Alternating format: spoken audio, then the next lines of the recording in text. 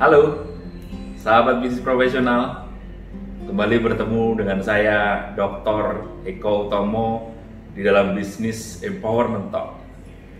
Nah, sebelum kita masuk ke dalam topik, saya ingin membawa Anda untuk kita mundur puluhan tahun yang lalu, pada saat Perang Dunia Kedua terjadi.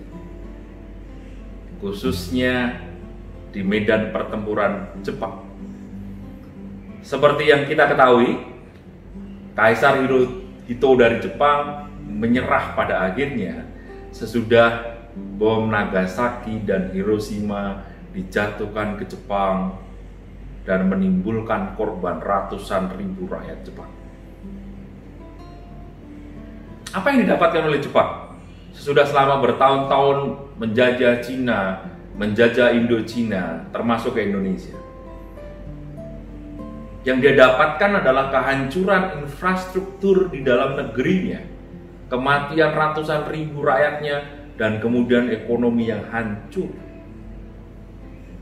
runtuh, bersama dengan runtuhnya gedung-gedung di Nagasaki dan Hiroshima.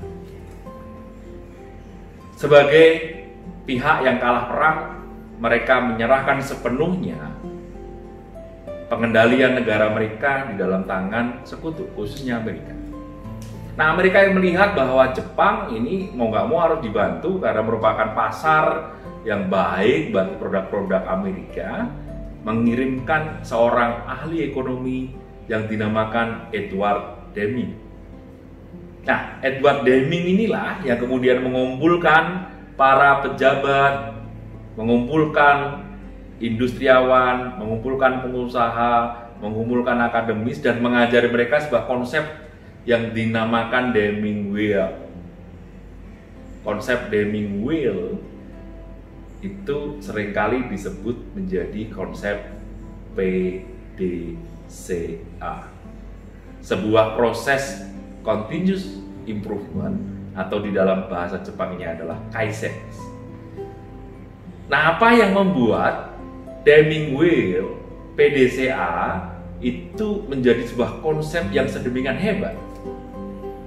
Padahal hanya terdiri dari 4 langkah yang sederhana. Coba kita gali lebih dalam satu persatu.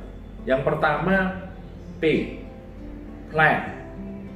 Bahwa di dalam segala sesuatu, khususnya bisnis, harus dibuat terlebih dahulu yang namanya plan atau planning.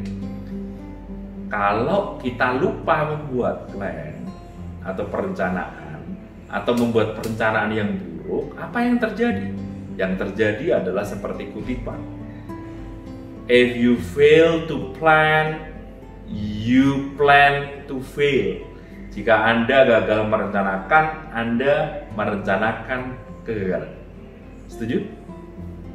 Nah, kemudian yang kedua, yang sangat penting, plan yang sudah dibangun tadi, di dalamnya ada aktivitas, ada program, ada inisiatif, kemudian harus dieksekusi, harus diimplementasi, harus dikerjakan atau doing. Ini langkah yang kedua. Langkah yang ketiga yang juga sangat penting adalah bahwa eksekusi yang dilakukan itu harus dicek, dievaluasi apakah sudah sesuai dengan plan yang sudah dibuat sebelumnya. Jika ditemukan diskrepensi, deviasi, lakukan perbaikan, kemudian plannya juga diperbaiki. Sehingga dengan demikian masuklah kita ke langkah yang keempat atau action.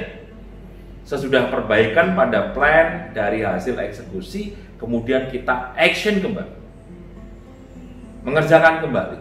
Demikian seterusnya menjadi sebuah lingkaran yang dinamakan Deming Wheel, PDCA, inti dari ilmu manajemen.